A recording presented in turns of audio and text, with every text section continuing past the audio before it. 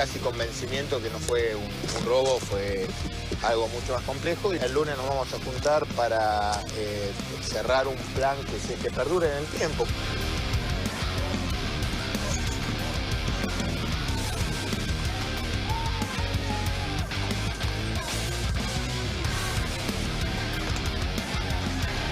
¿Qué pasó? Lo mataron al colectivero. Lo mataron al chofer.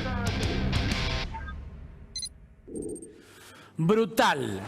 Esa es la palabra que define todo lo que pasó. Brutal el crimen, brutal la protesta. Asesinado salvajemente, a sangre fría, un colectivero de la línea 218. Y después, la brutal protesta de sus compañeros en la avenida General Paz. Quemaron autos, destrozaron, varias líneas de colectivo pararon. ¿Qué pasó? ¿Fue un robo común? ¿O fue un ajuste de cuentas?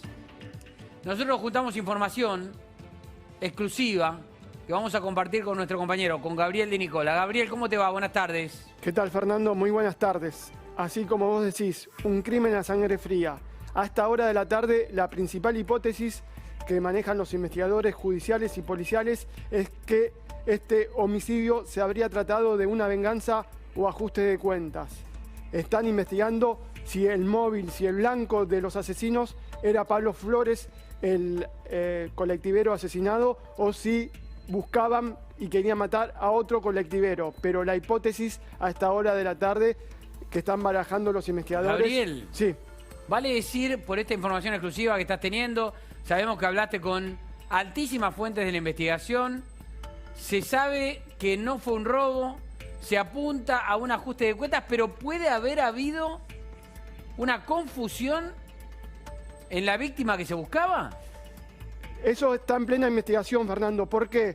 Porque la víctima, Pablo Flores, siempre manejaba otro interno. El compañero que maneja el colectivo que él, donde ayer ocurrió el hecho, estaba desde el lunes con licencia por enfermedad, pues se torció un tobillo. Y hay un testigo, una declaración en la causa, que dice que días atrás el conductor del interno habría tenido una discusión con un motociclista. Entonces, esa es la hipótesis que están barajando, que el motociclista junto con algún amigo haya vuelto al lugar del incidente para asesinar al colectivero, y justo ayer no era el mismo chofer. Es terrible lo que estás contando, tremendo. Como hipótesis ya es durísima. Si se llega a confirmar, es tremendo, es una tragedia.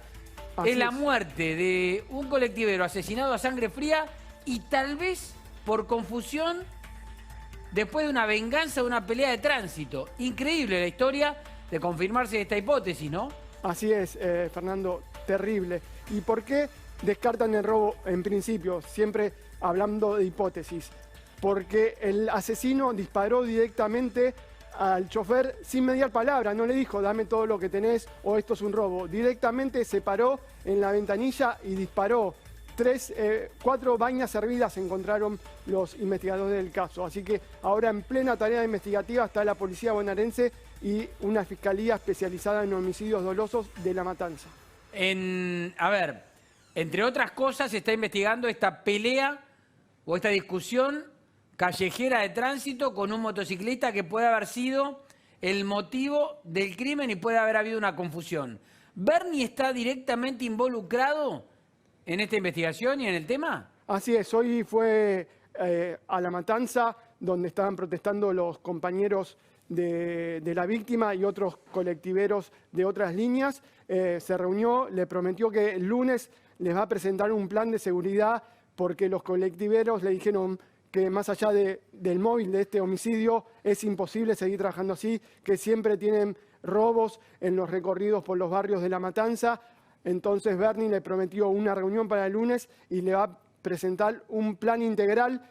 Asegura Bernie que no va a ser algo momentáneo, que va a ser un plan a largo tiempo para que puedan trabajar tranquilos, y les pidió que si ellos tienen alguna propuesta más para sumar, que él las va a recibir. Así que hay que esperar hasta el lunes a las 18 horas, donde en Puente 12, la sede de mando de Bernie, donde siempre está Bernie en La Matanza, va a haber esta reunión entre el Ministerio de Seguridad bonaerense y amigos y compañeros del chofer asesinado. Bien, perfecto. Estamos entonces con la información a último momento de lo que está pasando y por dónde va la investigación de este brutal crimen. Hubo también una brutal protesta y estamos repasando imágenes. Vamos a estar, por supuesto, con nuestro móvil trabajando en el lugar. En instantes vamos a estar viendo cómo está la situación ahí en Virrey del Pino, porque hubo quema de autos y destrozos, ¿no, Chicho? Así es, Fernando. Esto pasó anoche, pocos minutos después de que los colectiveros se enteraran del homicidio de Flores.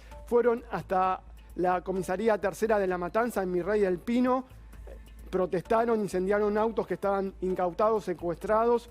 También un móvil policial protestando por la inseguridad, por lo que sufren diariamente, porque aseguran: yo me voy a trabajar, le doy un beso a mis hijos y no sé si los voy a volver a ver. Están muy temerosos, tienen mucho miedo porque repiten que la inseguridad es a diario y exigen seguridad, y ayer la protesta se transformó en brutalidad. Bien, perfecto. Gabriel, gracias. Un abrazo. Hasta luego.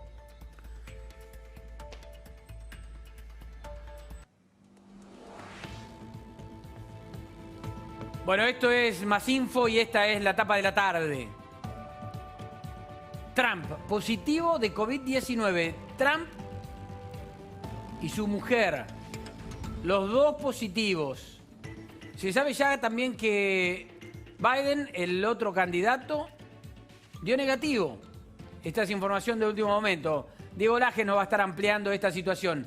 Se derrumbaron las bolsas en Asia, producto de la información. Recordemos que Trump es un hombre de más de 70 años, un hombre con edad de riesgo y dio COVID positivo. Sube el dólar también en la plaza, que se va recalentando. Ya vamos a estar hablando de este tema con nuestros compañeros después de los anuncios, el día después de los anuncios, en donde lo que se pretende es recaudar dólares, que aparezcan los dólares. Ahora la divisa pegó un salto, después vamos a hablar de este tema. Baja temporal de las retenciones. ¿Es suficiente para que los productores liquiden o no alcanza?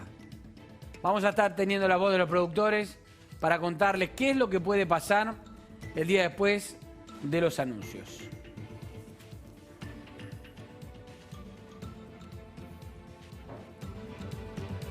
Bueno, Bardano, son los temas que vamos a tener, ¿no? Con un dólar que estuvo caliente hoy. Sí, dólar súper caliente hoy, Fernando, de nuevo. Y el blue lo vamos a estar repasando más tarde, pero tocando los 149 pesos. El solidario trepando muchísimo porque hubo una devaluación fuerte del dólar oficial, que según el banco que mires está entre 81 y 83 pesos, un promedio de 82 pesos. Entonces el solidario también saltó. Tenemos ahí las cotizaciones, lo vemos ahí al dólar oficial, el del Banco Nación, en 81 pesos. El blue, como decíamos, 149 ya. Ahí muy cerquita de los 150. El solidario en promedio en general está en los 134 porque depende de qué banco hagas la operación. Obviamente, si tenés la posibilidad de comprar los 200 dólares, que no muchos pudieron hacerlo. Y el contado con liquidación, 148,52. Un día de mucho movimiento después de bastante tiempo con el dólar, después de las medidas que se tomaron hace 2 semanas. Bueno, hoy ha habido un recalentamiento en ese sentido del mercado porque se tocó especialmente lo que tiene que ver con el dólar oficial, como te decía, 81 en Banco Nación, pero si vas a otros bancos, sobre todo los privados, lo vas a tener hasta en 83 pesos. Y también temblaron las bolsas en el mundo, producto de la información de Trump, COVID positivo. Junto a su mujer también, Biden dio negativo, esto se conoció ahora, ¿no? Diego Laje, ¿cómo te va? Fernando, muy buenas tardes, muy buen viernes. Efectivamente, Joe Biden, el contrincante demócrata, dio negativo. El vicepresidente Mike Pence dio negativo, así que la sucesión presidencial en el país está resguardada. Las bolsas de Asia cerraron la jornada cuando trascendió la noticia por un tuit del mismo presidente con saldos negativos. Europa se fue para abajo Estados Unidos está yendo para abajo y mucha volatilidad en los mercados de la energía, especialmente en el petróleo. Reacciones de todos los líderes del mundo deseándole salud y buena suerte al presidente Donald Trump. Fernando. Bien, después vamos a estar ampliando la información. Diego, gracias. Seguro. Lo saludo. A esta hora ya está conectado con nosotros el exministro de Justicia, Germán Garabano. Germán, buenas tardes, ¿cómo va? ¿Qué tal? Buenas tardes, ¿cómo estás, Fernando? Bien, muy bien. Bueno, preocupado por algunas cuestiones de lo que está ocurriendo.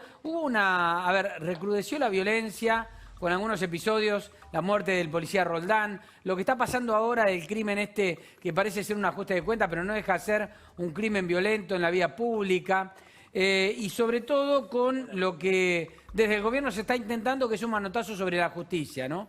¿Está enrarecido el clima político y judicial en la Argentina?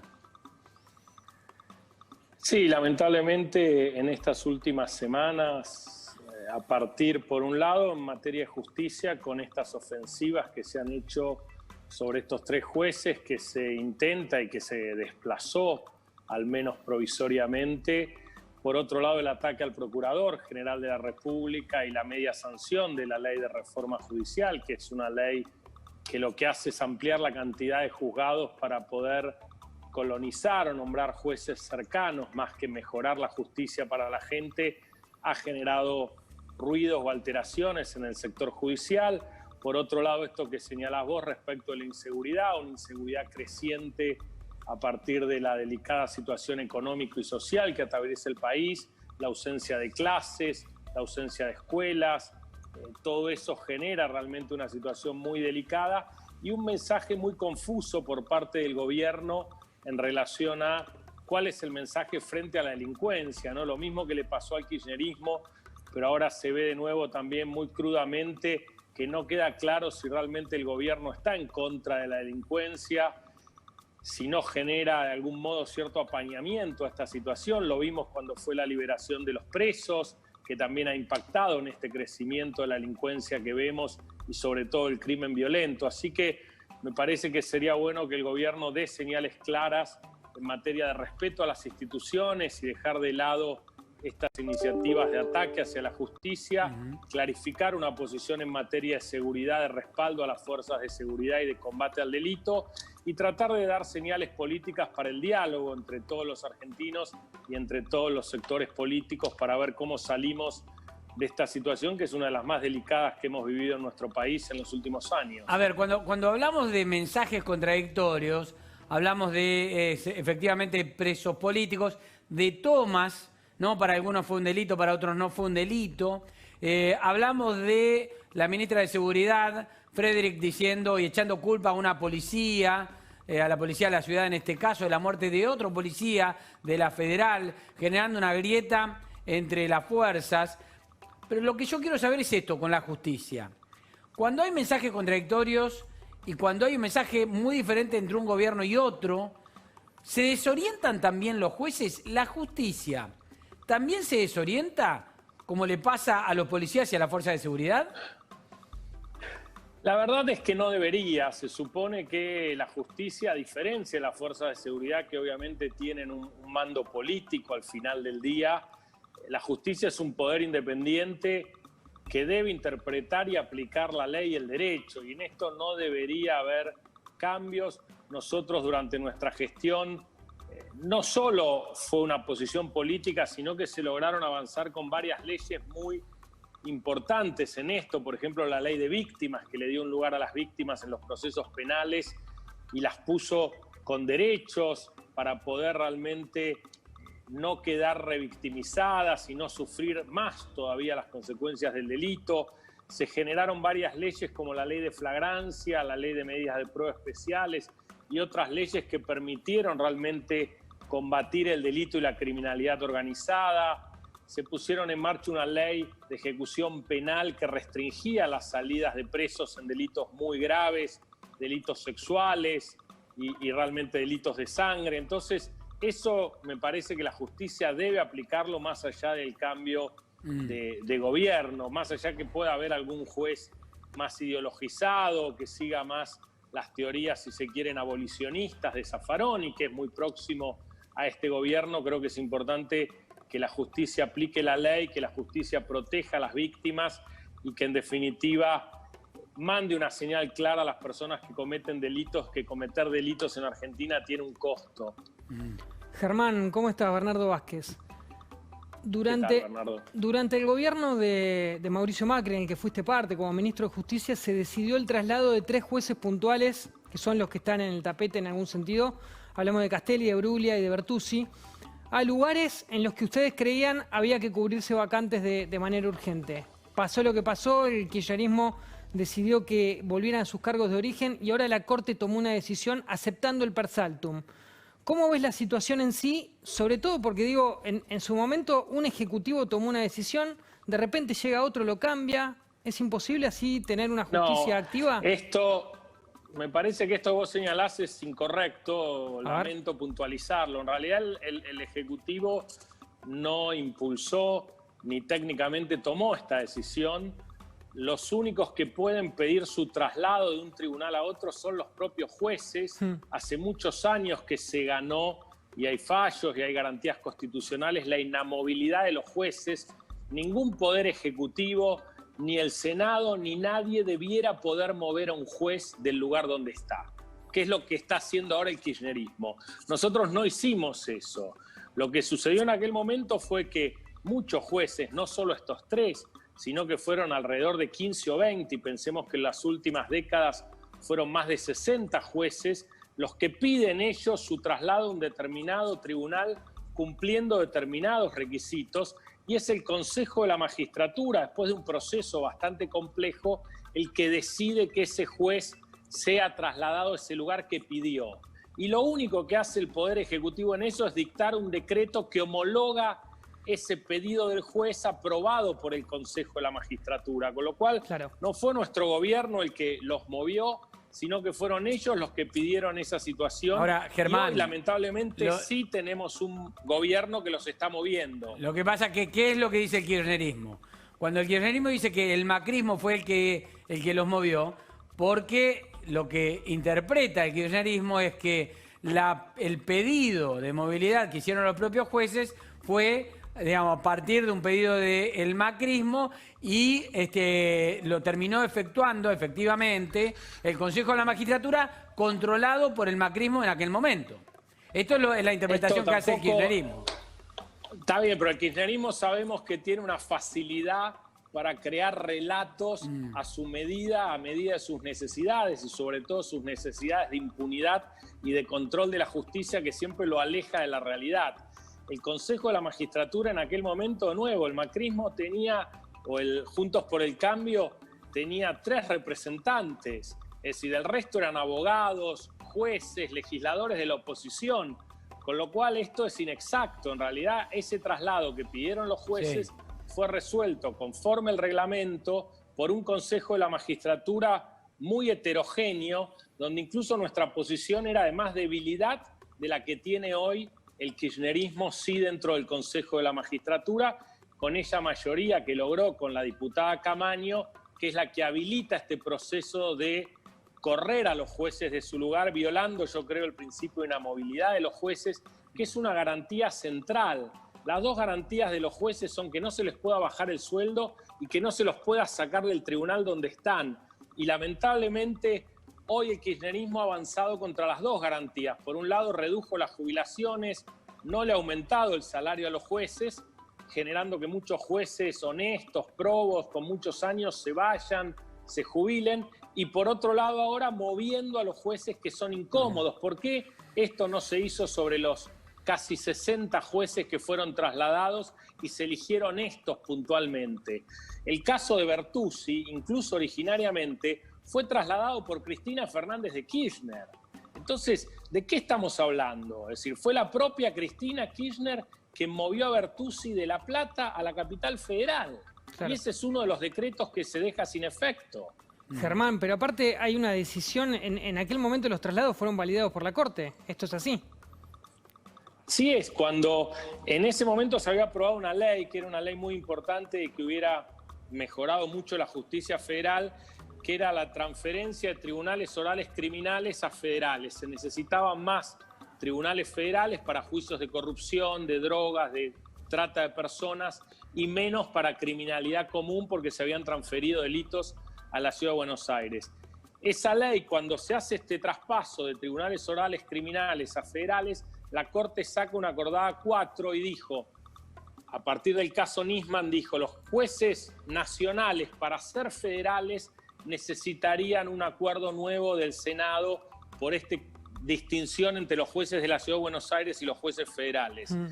A partir de eso yo tenía en mi escritorio físicamente varios pedidos de jueces de estos traslados que el Consejo de la Magistratura había aprobado y a raíz de eso yo le formulo una petición a la Corte para que me clarifique la situación de qué hacía yo con esos expedientes que el Consejo de la Magistratura ya había aprobado, si los debía enviar al Senado o los debía enviar al presidente para que dicte el decreto respectivo.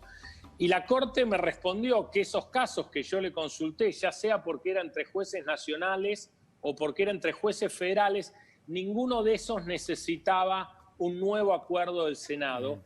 Y aquellos casos que eran jueces nacionales que pasaban a ser federales, como el caso del doctor Maíquez en la Cámara de Casación Federal, o el caso del doctor Basílico, que hoy es juez de un tribunal oral federal, el número 1, sí requirieron acuerdo del Senado, se envió y el Senado aprobó esos traslados. Entonces, lo que hay acá claramente es una intencionalidad política de correr a algunos jueces del lugar donde están, no solo para protegerse, sino de nuevo en una lógica que se emparenta con la ley de reforma judicial, que es cómo yo tomo poder, cómo coopto algunos sectores claves de la justicia. Por eso en la ley de reforma judicial se crean 23 cargos nuevos que son innecesarios y se prevé cubrirlos con jueces interinos. Es decir, si les preocupa tanto un juez que ya tiene el acuerdo del Senado que fue trasladado, ¿por qué ponen jueces interinos en el proyecto de ley que ellos aprueban? Germán. Entonces hay muchas contradicciones, hay un relato y claramente hay una finalidad de tratar de lograr impunidad y control sobre la justicia. A ver, hay dos cosas. Una, la búsqueda que hace la propia vicepresidenta de mejorar su situación procesal a través de estos, o utilizando estos argumentos, ¿no? La movilidad de algunos jueces y demás, ocupar algunos cargos puntualmente que le resultan incómodos. Alguna presión sobre la Corte, porque la verdad es que yo veo que el Poder Ejecutivo habla y se escandaliza por supuesta presión sobre Lorenzetti o algunos miembros de la Corte, pero ellos lo hacen en forma directa y personal. El jefe de gabinete, el presidente, lo hacen en forma directa, descaradamente, hablándolo, dando nombre y apellido. El presidente lo nombró a Rosenblatt, por ejemplo. Digamos, eso es claramente una presión. Ahora, más allá de todo esto, de la agenda personal de Cristina, que busca este camino de impunidad, se conoció la confirmación del procesamiento por parte de casación de Cristina Fernández de Kirchner. Vale decir, parece que hay dos realidades. Una es lo que Cristina quiere y otra es lo que efectivamente puede llegar a pasar. Digo, porque los procesos avanzan más allá de todo. Sí, la verdad es que hay procesos muy avanzados que están en etapa de juicio oral y que la forma, en definitiva, de resolver esos procesos, que es algo que el kirchnerismo nunca hizo, es explicar qué fue lo que pasó. Y eso no hay mejor lugar que la instancia de juicio oral para poder debatir eso y brindar las explicaciones de por qué Lázaro Báez ganaba todas las obras en Santa Cruz, por qué esas obras no se terminaban, por qué valían más caras que otras. Esas me parece que son las explicaciones que hoy la gente reclama y que son las que se tienen que dar en el juicio oral. Y lo que ha habido es muchos intentos, tanto con la Cámara de Casación como incluso con la Corte Suprema. Recordemos aquel caso donde la Corte había pedido un expediente, el caso del juicio de vialidad, antes de que este juicio inicie, y que el juicio peligró en su inicio, que es tratar de frenar, de no llegar a juicio para no brindar estas explicaciones. Y aprovecho también la ocasión para lo que vos señalabas. Creo que no es bueno lo que se hizo respecto del juez Lorenzetti. Yo en ese momento rechacé esa idea de ir a tocar bocina a la casa de un juez. Me parece que no corresponde en ningún caso, como tampoco me parece que corresponde, y nosotros durante 4 años nunca el presidente ni yo hablamos de fallos de la Corte ni criticamos a la Corte antes de que dicte los fallos. Después podemos tener una opinión que nos gustaba más o menos, pero siempre hemos tratado de ser muy respetuosos y creo que sería bueno que eso se mantenga, ¿no? ¿Vos creés que finalmente habrá una sentencia en los casos que investigan a Cristina Kirchner? Ya sea absolutoria, condenatoria, pero que se va a lograr una sentencia. A ver, hay muchos casos que están frenados en los tribunales orales y todavía no tuvieron inicio los juicios, con lo cual esos son procesos que van a demorar probablemente años.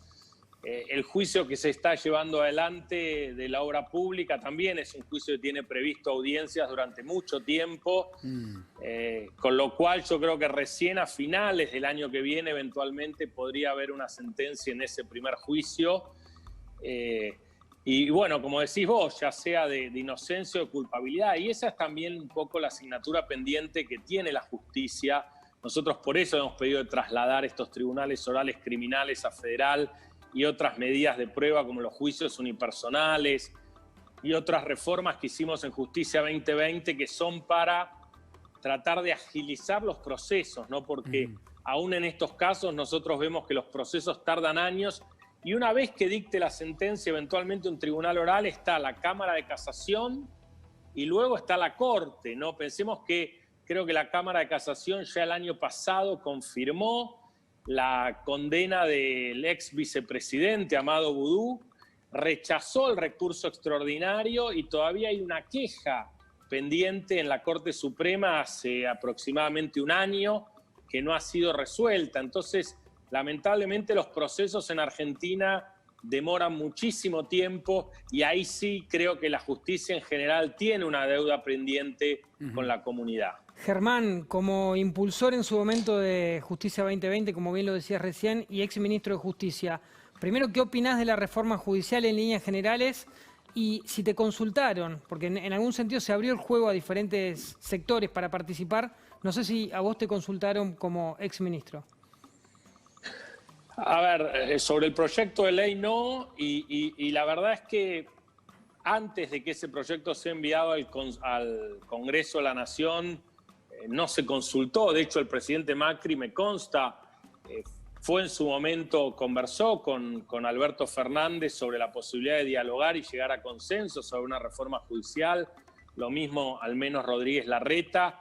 Y sé que por parte del presidente no hubo esos llamados para poder discutir sobre estos proyectos anticipadamente. E incluso tengo entendido que el proyecto iba a ser enviado originariamente a la Cámara de Diputados para poder abrir un debate más amplio y a último momento se decidió enviarlo al Senado, donde como vimos se aprobó de un modo bastante exprés, con una discusión virtual, donde incluso mucha gente que participó de las sesiones de las comisiones fue muy quejosa porque dijeron que tuvieron 10 minutos para hablar de un proyecto en forma virtual y que no era realmente un debate como el que merece un proyecto de ley de esta envergadura.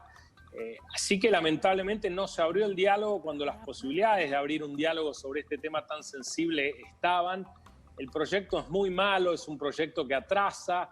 El 70-80% de los expertos que concurrieron al Senado además así lo plantearon, aún expertos afiliados o asociados a ONG y a instituciones cercanas al gobierno y al kirchnerismo como el CELS o el INESIP, fueron muy críticos de la reforma porque en vez de priorizar la implementación del sistema acusatorio que nosotros pusimos con mucho esfuerzo en marcha en Salta y Jujuy y con muy buenos resultados y extender eso al resto del país, a esta altura ya debería estar funcionando en más de la mitad del país y lamentablemente el gobierno y el Congreso, que tiene una comisión bicameral de implementación, no hicieron nada. En vez de focalizarse en eso, eligieron un modelo de creación de juzgados para poder cubrirlos con jueces interinos, que es lo que hizo Chávez en Venezuela, Fujimori en Perú, como un mecanismo de control por parte del poder político de la justicia. Y eso es muy malo y creo que por eso genera tanta resistencia y seguramente en diputados, yo quiero creer que los diputados de Córdoba, diputados del peronismo del interior del país, no van a aceptar, los diputados de La Baña no van a aceptar este proyecto de ninguna manera, ni aún con reformas, porque el problema del proyecto es la esencia. No es un proyecto que vaya hacia el futuro y a solucionarle los problemas a la gente, sino que es un proyecto que de nuevo parece destinado a solucionar los problemas de la expresidenta, actual vicepresidenta, y para tratar de tomar de nuevo control del sistema judicial. ¿Las instituciones están en peligro? A ver, yo creo que el fallo de la Corte, más allá de cómo sea el resultado final, que hay que esperar, porque la Corte simplemente dijo admito el recurso, pero no se pronunció sobre el fondo del asunto. Sí. Pero bueno, abrió una esperanza y marcó un límite, yo creo. Es el primer límite que en estos avances que ha tenido se le marca por parte de las propias instituciones, y creo que el segundo límite más importante y que va a seguir vigente es el límite que ha marcado la gente, ¿no? Estas manifestaciones, especialmente la de los feriados, a partir de la situación de Vicentín y otras, han enviado un mensaje muy claro de un sector muy amplio de la población, que excede el 41% que votó a Juntos por el Cambio, que dice: con las instituciones no, con nuestras libertades no, con la República no, tratemos de solucionar la crisis económica, pero no llevemos el país a modelos similares a Venezuela, ¿no? Que es lo que además en estos días hemos estado viendo con la posición del embajador argentino en la OEA, lo cual es realmente muy, muy grave. Argentina formó parte, y a mí me tocó incluso conversar con la fiscal ante la Corte Penal Internacional por la denuncia que hicimos varios países por la violación de crímenes de lesa humanidad, de delitos contra la humanidad ante la Corte Penal Internacional. Hay una investigación abierta, está el informe Bachelet, y me parece que desconocer eso, que el gobierno tome posiciones ambiguas, yo creo que el embajador en la OEA no debería seguir siendo embajador, o debería el gobierno clarificar cuál es su posición al respecto. Creo que es de nuevo una muy mala señal para todas estas cuestiones institucionales que vos me preguntabas. Bueno, ayer el ex canciller Forí dijo que lo hubiera echado, ¿no? Directamente, así, lo dijo acá en Diálogo con la Nación más en la tarde. Bueno, gracias Germán Garabano. No, gracias a ustedes, muy buenas tardes. Gracias por el saludo muy grande.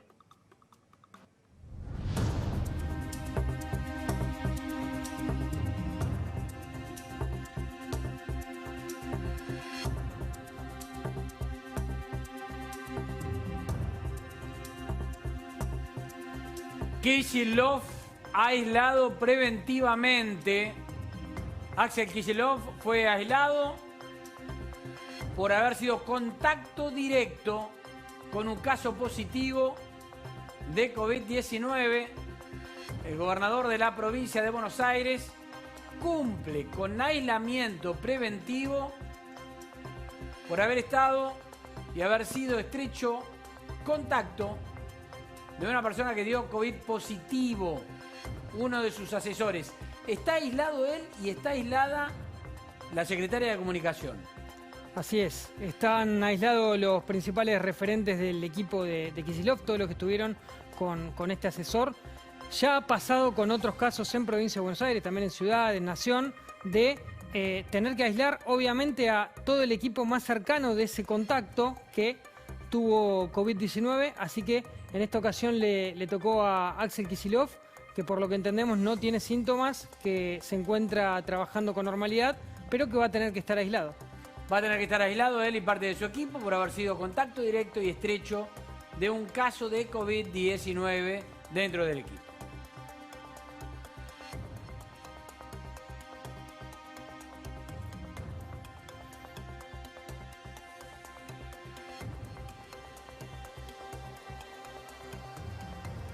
Reiteramos la información de último momento, tiene que ver con el aislamiento de Axel Kicillof, el gobernador de la provincia de Buenos Aires, aislamiento preventivo para él y parte de su equipo de trabajo por haber sido contacto estrecho de un caso de COVID-19 positivo. Un asesor de Kicillof fue positivo, había estado en contacto con el gobernador, ahora el gobernador y parte de su equipo aislados.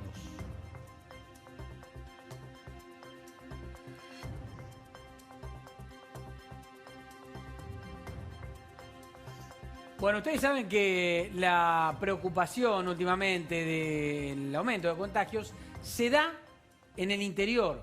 Provincia de Buenos Aires, y también Cava están amesetados, incluso disminuyendo, muy lento pero disminuyendo, pero hay como una especie de explosión en el interior, que es lo que está haciendo el aumento de casos diarios y los récords que se están conociendo en los últimos días, más de 14.000 casos en los 2 últimos días. Rosario no es la excepción. Estamos en diálogo con el intendente, con Lautaro Hapkin, el intendente de Rosario. Lautaro, ¿cómo le va? Buenas tardes. ¿Cómo le va? Bien, muy bien. Pablo Lautaro, pero... Pablo Lautaro, bueno. Está bien, lo llamé grande. por el segundo nombre directamente. Pablo, mejor Pablo entonces. ¿Cómo está la situación de Rosario hasta ahora con el COVID-19? Complicado, estamos en el momento sin duda más complicado. Nosotros tuvimos muchos meses, Fernando, de una evolución de la curva más tranquila, con posibilidad de aislar los brotes y los pudimos controlar, incluso con muchos periodos de días sin casos. Desde el inicio de agosto esto ha cambiado, fin de julio, principio de agosto, y sobre todo en septiembre hemos tenido un crecimiento muy veloz de los casos, no solo muy alto, sino muy veloz. Y venimos ahora de un periodo de 21 días de restricciones de actividad. Ahora hemos reemplazado esa restricción por una restricción de circulación después de las 20 horas. Y estamos obviamente en el impacto sobre las camas y la ocupación en toda la región, porque usted tenga en cuenta que en Rosario se atiende no solo Rosario, sino toda la región, muy alto y sin duda en lo que van a ser las 2 semanas por delante más complejas en relación a esto. ¿Qué fue lo que, si se sabe o se presume, lo que falló, lo que puede haber fallado? ¿No? Yo hablaba no hace tanto con gente en Rosario y me decían, bueno, acá estamos casi normal, esto está muy bien, por suerte, y ahora están temerosos por el colapso del sistema y con una vertiginosidad en el contagio que asusta. Lo que se da, Fernando, ¿qué pasó? En general, lo que se da, Fernando, en general en el interior, que como nosotros la evolución del virus nos permitió abrir actividades, el crecimiento del virus toma una velocidad distinta porque nos toma con muchas más actividades desarrollándose. Si usted mira un poco Córdoba, Mendoza, en la provincia de Santa Fe, va a notar eso. El virus va a llegar a todos lados, eso lo supimos desde el primer día y inevitablemente nosotros además tenemos un contacto con lo que es el AMBA muy cotidiano, muy cercano como para pensar que no íbamos a tener una situación así. Pero la particularidad que tiene es que eso lleva a crecimiento de la curva muy veloces, por eso tuvimos que agregar restricciones, porque de lo contrario eso hubiera disparado sin techo. Estamos al límite, entendiendo que probablemente empecemos ahora a ver el impacto. También hemos aumentado mucho el nivel de testeo, eso se lo quiero marcar. Nosotros en el nivel de testeo por laboratorio, más la definición de casos por nexo. En los casos que usted ve por día hay a lo mejor un 10-15% que no son de laboratorio, sino por nexo, más a partir del lunes la aplicación de los test rápidos, donde estamos yendo a buscar casos a partir de la ventaja que nos da el test rápido. Entonces es probable que tengamos más casos, pero para nosotros también es muy importante llegar a tiempo, es decir, evitar que un caso por detectarse tarde termine en una cama crítica cuando a lo mejor tomado a tiempo tiene una atención distinta. Y esa es la etapa en la que estamos ahora, que miramos las camas, miramos la cantidad de casos, pero la prioridad hoy es ir a buscarlos rápido y en eso no nos preocupa, aunque crezca un poco la cantidad, nos preocupa llegar a tiempo para evitar la saturación de camas críticas. Rosario no llegó a estar cerrada nunca, cerrada en el tránsito con ciudades vecinas, ¿no? La provincia tuvo un control y tiene un esquema de control en el ingreso a la provincia. Nosotros no estamos en el límite de la provincia, por lo cual eso no era aplicable. Pero además porque usted, Fernando, le repito, tiene que mirar Rosario como una región, porque en términos sanitarios nosotros tenemos mucho vínculo con el norte de la provincia de Buenos Aires, con el sur de la provincia de Córdoba, y además en términos del abastecimiento de la ciudad con lo que es el AMBA. Lo que pasa es que, le repito, tenemos médicos de la ciudad que trabajan en hospitales de provincia de Buenos Aires y vienen, mucha actividad económica interrelacionada, entonces era muy claro que, un poco lo que lo plantea el propio presidente, el AMBA, si usted lo mira, los casos en el interior tienen mucho que ver con esa centralidad que va irradiando y nosotros estamos cerca, en la primera línea. Es probable que nosotros pasemos el momento más difícil y usted vea que más al norte o más hacia el oeste vea un crecimiento de los casos posterior a la evolución que se dio en Rosario. Pablo, ¿cómo están haciendo los testeos, sobre todo en barrios populares? ¿Están yendo a buscar los casos ahí? porque quizás en algún momento pasó en la ciudad de Buenos Aires y en la provincia también, era donde estaba el foco principal al principio. Acá al principio el foco principal se dio en las zonas más céntricas de la ciudad, no tanto en los barrios populares, pero después obviamente eso llega. Entonces, nosotros tenemos una estructura municipal histórica de trabajo en atención primaria a la salud con 50 centros de salud. Estamos testeando en los centros de salud y a partir ahora del detectar federal, más la provincia que también lo hace en sus centros, en algunos de sus centros, más ahora el detectar federal, es decir, donde vamos, hacemos operativos de testeo en barrios y también tenemos ahora 2 o 3 lugares de recepción de casos. Y estamos en esa política intensiva porque queremos agarrar antes de tiempo la expansión de virus, sobre todo en barrios populares. Eso impacta mucho en el sistema público y además en la gravedad de los casos, ¿no? Entonces eso es lo que estamos haciendo ahora, aprovechando también el centro de aislamiento. Tenemos un centro de aislamiento de más de 1000 personas, entonces también podemos inmediatamente ofrecerle a la gente el aislamiento en condiciones de habitabilidad óptimas para cursar el periodo de la enfermedad alejado del barrio. Pablo, el impacto en la economía mayoritariamente, sobre todo en el AMBA, fue al principio, sobre todo, y después se fueron reabriendo cosas y diferentes actividades. ¿Está pasando a la inversa con ustedes? ¿Tuvieron una economía, quizás un impacto no tan fuerte al principio y ahora están complicándose en cuanto a lo que tiene que ver con recaudación y otro tipo de cuestiones? Nosotros tuvimos un impacto muy fuerte fin de marzo, principio de abril. Luego el virus nos permitió reactivar la actividad. Me animo a decirte, la mayoría de los rubros de la actividad económica. Algunos, como el industrial, siguen funcionando. Y otros tuvimos este periodo de 21 días y ahora volvimos a reabrir actividades que tienen que ver con comercio, con servicio. Pero, digamos, la curva, obviamente, para nosotros, mayo, junio, julio, fueron meses muy importantes en términos de la recuperación con respecto a marzo, abril. Agosto y septiembre, claramente vamos a ver el impacto de la reducción y esperamos pasado octubre volver a ver una recuperación. Claramente, claro, nosotros durante mayo, junio y julio tuvimos prácticamente el 80% de la actividad económica funcionando, claro. Y eso se notó, ¿no? Intendente, gracias por el contacto con La Nación Más. No, al contrario, un gusto muy grande. Muchísimas Pablo gracias. Hapkin, el intendente de Rosario. Muchas gracias. Decíamos al principio del programa, brutal es la palabra que define lo que pasó con el asesinato de este colectivero. Brutal también fue la protesta que se dio de sus compañeros producto de este asesinato. Con destrozos, por ejemplo, una comisaría. Quema de autos, de vehículos. Pasó de todo en la noche de ayer. Está Nacho Damonte en el lugar. Nacho, ¿cómo te va? Buenas tardes. ¿Qué tal, Fernando? Nos encontramos aquí en la puerta de la comisaría número 3, como decías vos. Aquí fue donde se realizaron los mayores disturbios desde la noche de ayer hasta la mañana de hoy por el asesinato del conductor Flores de la línea 218, un muchacho de 28 años que recibió varios disparos en la cara y que aún se está tratando de determinar cuál fue el motivo. Te voy a mostrar qué fue, qué quedó de todo esto, Fernando, porque prendieron fuego autos, rompieron este vehículo. Prendieron fuego también una pala mecánica que estaba en la puerta de la comisaría. Para que se den una idea, estamos en el medio de la avenida Juan Manuel de Rosas. A esta altura es prácticamente una autopista, una ruta, es ruta 3. Y tenemos la comisaría aquí, que la verdad que ha quedado absolutamente destrozada. No le ha quedado ni un vidrio sano a esta comisaría número 3 de Virrey del Pino. Mira, ahora con Fabio vamos a acercarnos. Hay algunos efectivos de policías. Si se preguntan por qué no hay colectiveros aquí, bueno, se encuentran a un par de kilómetros haciendo una vigilia. Más adelante nos vamos a acercar para tener algún testimonio de ellos. Pero mirá, Fernando. No, increíble. Increíble. Una cosa de no creer, espejos, vidrios rotos, puertas completamente destrozadas.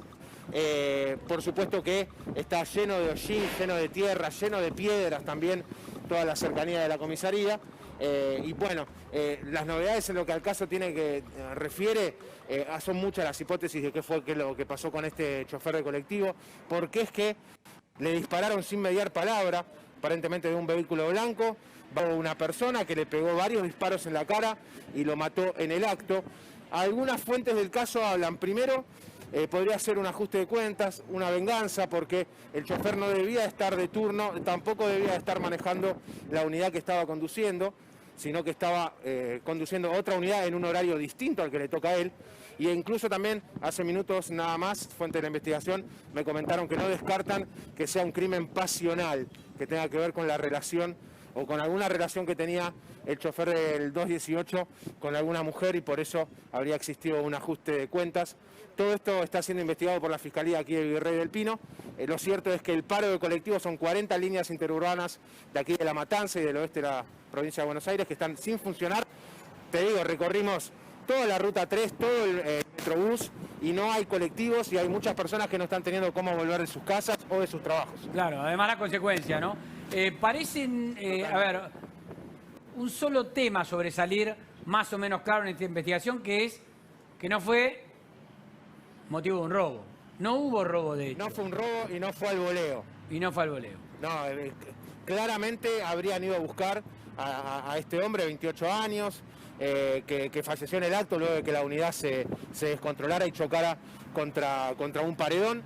Ahí fue cuando uno de los pasajeros del colectivo llama al 911, comienza a tomar imágenes y se puede ver cómo este muchacho pierde su vida al instante, prácticamente segundos después de recibir los disparos. Esto es seccional La Matanza Sur, una zona, te digo, que se caracteriza por sus carencias, por la falta del Estado y en este caso también por la falta de seguridad. Bien, perfecto, Nacho, nos volvemos a comunicar. Un abrazo. Hasta luego. Nos vamos rápido de vuelta a la información internacional. Ustedes saben, Trump, COVID positivo. Trump y la mujer. Diego, ¿qué novedades hay? Bueno, en este momento lo que tenemos es la gran pregunta que se está haciendo todo el mundo. ¿Qué pasa con el proceso electoral? ¿Qué pasa con los mercados a corto plazo y a largo plazo? Hay mucho que cubrir. Primero tenemos, para quienes se suman a esta edición, Trump dio positivo, Melania Trump dio positivo al coronavirus en las últimas horas, según informa el New York Times, y también confirmó la Casa Blanca está en buen estado de salud. Ahí estamos viendo ya los resultados negativos que arrojaron los mercados financieros internacionales, empezando en Asia, porque en la mitad de la noche Argentina, casi a las 2 de la mañana Argentina, al final de la rueda de negociaciones en Japón, fue cuando Donald Trump emitió un tuit que informaba que tenía coronavirus. Así que los mercados asiáticos, europeos y ahora también de las Américas están en baja. Fue el tuit en el que dijo, Flotus es primera dama de los Estados Unidos, es la sigla con la que se identifica a Melania, y así informó que tienen coronavirus y van a luchar contra esto todos juntos. Cabe destacar que Trump tuvo eventos anoche, antes de ser finalmente diagnosticado. Algunos, según algunos analistas, lo vieron un poco más aletargado.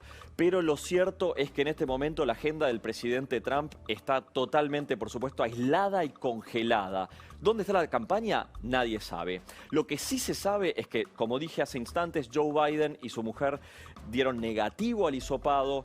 Y Mike Pence, el vicepresidente, y su mujer también dieron negativo. O sea, la sucesión presidencial, según la Constitución de Estados Unidos y sus aclaraciones, etcétera, está resguardada. Hay un vicepresidente que está en condiciones de comandar el país en caso de que la convalecencia de Trump se complique. Por el momento, la Casa Blanca dice que Trump está bien. ¿Qué pasa con la campaña? No se sabe. Hay un debate que se viene dentro de 2 semanas en el estado de Florida. Esta semana hemos cubierto el debate que se dio en Ohio. Tampoco se sabe si van a debatir. Y también una de las grandes dudas que había, que quizás esta distancia que estamos viendo entre quien portaba el virus al momento que estamos viendo estas imágenes. Donald Trump presumiblemente ya portaba el virus al momento de estar viendo estas imágenes. ¿Habría contagiado a Joe Biden? Bueno, lo que tenemos es que el resultado del hisopado dice que no. Ahora, te agrego un poco más de contexto. Según la edad, la condición física de Joe Biden, etcétera, y citando artículos de medicina publicados en revistas especializadas y reconocidas como The Lancet, una revista internacional de medicina con mucho prestigio, una persona en las condiciones de Trump, un poco de obesidad, un hombre mayor de 70, etcétera, tiene un 20% de chances de terminar hospitalizado. Así que, por supuesto, esperamos que caiga dentro del otro 80%, pero la posibilidad de que la situación se complique queda ahí, latente, un poquito más grande. Había una versión que decía que lo iban a tratar con plasma. Sí. ¿Eso se confirmó? No se confirmó con qué lo están tratando, sí se confirmó que, ¿te acordás que hace unas semanas decía que él tomaba preventivamente hidroxicloroquina? Un poco a pelo con las declaraciones de Bolsonaro, y después la OMS dijo, la cloroquina no hace nada contra el coronavirus, no tiene ninguna relación, no te va a ayudar ni te va a hacer peor. Es como, digamos, tomar agua. Está probado ahora, ¿no? Si la tomaba y es COVID positivo, mucho no le sirvió. Claramente, mucho no le sirvió por ese lado, y por el otro lado, lo que sí también tenemos claro es que en este momento hay decenas de médicos observando el caso del hombre más poderoso del mundo, el presidente de Estados Unidos. La última vez que un presidente de Estados Unidos corrió riesgo de vida siendo presidente, en su rol de presidente, fue en 1981 cuando atentaron contra la vida con un arma de fuego de Ronald Reagan. Esa fue la última vez. Esta es la próxima. Bien, Diego, gracias. Un gusto. Hasta luego. Enio García está en línea ya, creo que lo tengo ya. Es el jefe de asesores del Ministerio de Salud de Provincia de Buenos Aires. Enio, buenas tardes, ¿cómo va? ¿Cómo va, Carlota? ¿Bien, vos? Bien, muy bien, por suerte. Primero, ¿hubo contacto directo con un COVID positivo con el gobernador y está cuidándose? No, no me llegó esa información todavía. La verdad que no te puedo confirmar ni desconfirmar porque por lo menos acá hacia nosotros no nos llegó todavía esa información. Bien. ¿Se sumaron ya, se incorporaron ya los 3.500 casos de fallecidos tan polémicos que algunos decían que los habían escondido? Ustedes explicaban que era por el propio sistema que venía con demora. ¿Ya están sumados todos? Pues se habían empezado a cargar de a poco. ¿Ya están todos incorporados o no? Sí, no, nosotros cuando cambiamos la metodología, encontramos esa cantidad de casos, ¿no? La pasamos al Ministerio de Salud de la Nación porque hay un consenso que las cifras oficiales reporta el Ministerio de Salud de la Nación. Entonces todas las provincias cargan, ¿no? en cada hospital, en cada centro de salud, eso va al Sistema Nacional de Vigilancia y el Ministerio va notificando. En nuestro caso, como las cifras no salen solo del sistema de vigilancia, salen de otras dos bases de datos, entonces nosotros formulamos las tablas para que el Ministerio de Salud de la Nación la tenga y hoy empezaran a sacar. A partir de ahora la idea es que automaticemos ese proceso con el Ministerio de Salud de la Nación para que ellos puedan ir actualizando las cifras según la metodología que usamos nosotros, que insisto, la diferencia es que en todas las provincias se utiliza un único sistema que es el sistema de vigilancia, ¿no? El SNVS. Nosotros, además del sistema de vigilancia, sumamos los datos que están en nuestro sistema de registro de gestión y monitoreo de camas y además las actas de difunción digitalizadas que tiene la provincia. Cruzamos esos tres sistemas y de ahí sacamos el número. Enio, ¿cómo están en provincia a esta altura de la pandemia? ¿Están como esperaban estar en este momento? ¿Están mejor? ¿Están peor? El famoso R, que es la multiplicación de contagio, ¿cómo está?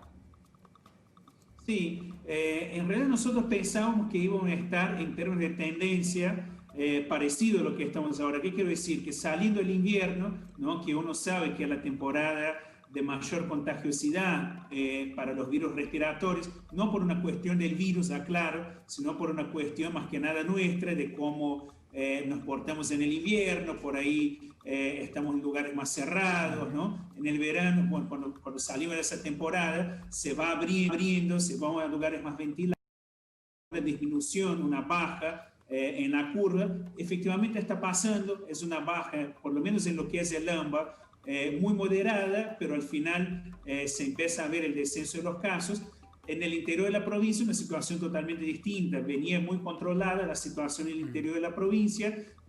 Fíjense que tenemos municipios, según el sistema de fases nuestro, en fase 4, 5, quiere decir con muchas actividades habilitadas, ¿no? Y hoy por hoy la situación en el interior empieza a preocupar porque empieza a aumentar cada día el número de casos. Mar del Plata, para que tengan una idea, está entre los 3 municipios en las últimas semanas que registran más casos diarios, ¿no? Entonces, bueno, la situación no es homogénea en la provincia, siempre fue así durante la pandemia, una situación en el conurbano y otra en el interior. El tema es que se está invirtiendo. Si bien en el conurbano sigue siendo preocupante la cantidad de casos, pero bueno, la tendencia ya es a la baja, mientras en el interior la tendencia es a la suba.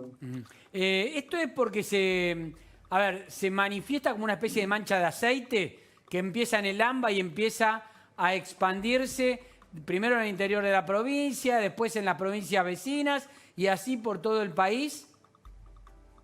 Sí, tiene un comportamiento que uno lo puede comparar a la mancha de aceite, pero tiene que ver también con aumentar el tránsito, ¿no? Entre el resto del país y el conurbano, que es el lugar de mayor contagiosidad, ¿no? En nuestro caso de los municipios del interior con nuestro conurbano, tiene que ver un poco con eso también, que cuando uno va habilitando más actividades, también va generando cierta sensación de que ya está, de que la pandemia ya pasó y cae mucho las medidas de cuidado que la población fue tomando durante ese periodo, ¿no? Entonces nosotros enfatizamos mucho eso, o sea, no pasó la pandemia, todavía sigue una situación de riesgo y no podemos bajar la guardia y volver rápidamente a la normalidad que teníamos pre-pandemia. Enio, una última. Yo hablaba con epidemiólogos esta semana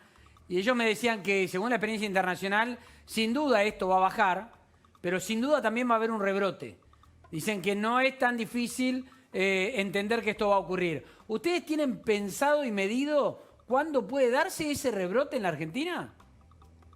No, efectivamente es así, o sea, en un momento salió esa idea de que había un pico y nosotros lo que estamos viendo por la experiencia internacional y local también es que no es una enfermedad que produce un solo pico, se puede producir otros, se puede producir rebrotes. Ahora, ¿por qué es difícil prever cuándo y si se reproduciría el rebrote? Porque no es una cuestión natural, todo depende de las acciones que tomamos como sociedad y como Estado, ¿no? Entonces, si de alguna manera cuando empiezan a bajar los casos, las habilitaciones que hacemos, los seguimientos de protocolos que se dan son bajos, ¿no? La acatación a los protocolos son bajas, bueno, seguramente va a haber algún rebrote. Y otro factor que juega en eso, si va a haber un rebrote o no, es la cuestión de la vacuna. Si nosotros logramos tener una vacuna cuanto antes, obviamente ahí también logramos evitar ese rebrote. Entonces son dos situaciones, ¿no? La vacuna, claro, y cómo vamos saliendo de esa etapa, ¿no? Que tuvimos un pico acá en el conurbano, ¿no? Si salimos de ese pico y ya queremos habilitar todo y ya queremos volver a la normalidad, es muy posible que tengamos un otro rebrote. Si salimos despacito, de manera cuidadosa, podemos ir estirando y evitar ese posible rebrote. Enio, ¿cómo está la situación de camas y también la cobertura de médicos y enfermeros? Porque imagino que, como en todos lados, hubo mucho personal de salud infectado. ¿Hoy están las situaciones dadas para tener una buena cobertura de cara a los próximos meses? Sí, mira, de vuelta la situación en la provincia siempre tiene que ser separada en conurbano e interior, ¿no? En el conurbano estamos con 62% de ocupación, la verdad que viene bajando y bastante estable, se condice con las cifras de contagios, ¿no? Y bueno, nunca tuvimos una situación de falta de camas en el conurbano. ¿Por qué? Porque el sistema en el conurbano estaba bastante integrado, las distancias que había que recorrer, por ejemplo, no había cama en Lanús, ¿no? Sí. Una situación hipotética. No era difícil trasladar ese paciente a Lomas de Zamora, por ejemplo, a Avellaneda, había más facilidad de integrar el sistema, ¿no? Entonces salimos de la etapa de ese primer pico, y ojalá que único y último, de la pandemia en el conurbano, sin saturar el sistema de salud. En el interior empieza esa subida de casos, pero el sistema de salud en el interior es más chico, las distancias para poder integrar son más largas, ¿no? Entonces empezamos a ver con más preocupación el tema en el interior, tratando de hacer el mismo trabajo que hicimos en el conurbano, pero con esa dificultad, ¿no? Que los traslados son más dificultosos, que las camas hay menos profesionales. Hay una lógica acá en Argentina que a la medida que vos te vas alejando de la capital federal, va disminuyendo la proporción de médicos por habitantes, ¿no? Eso nos pasa acá en el interior de la provincia y pasa en otras provincias del país también. O sea, bueno, el margen es pequeño para seguir maniobrando incrementando camas en el interior, porque después entra la cuestión de los profesionales. Puedo tener camas, respiradores, pero si no tengo los terapistas, no me sirve mucho. Eño García, gracias por el contacto con La Nación. Gracias a ustedes, un abrazo. Chao, chao, hasta luego.